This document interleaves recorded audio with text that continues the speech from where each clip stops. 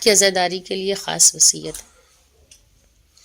آپ کی شہادت 7 ذی الحجہ سن 114 ہجری میں حشام بن عبد الملک کے زہر سے ہوئی۔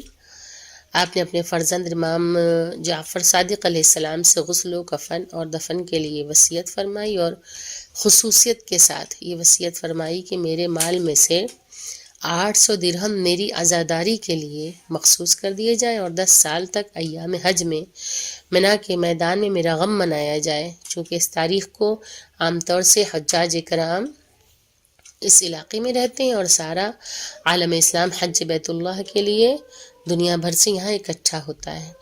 اس طرح لوگوں کو حکام وقت کے مظالم اور آل محمد کے فضائل و کمالات اور ان کے احکام و تعلیمات کا علم ہوتا رہے گا، اور دین اسلام کی ترویج کا بہترین ذریعہ ہے۔ اس واقعے سے عزاداری کے اہتمام اور اس کے اخراجات پر بھی واضح طور پر روشنی پڑتی ہے۔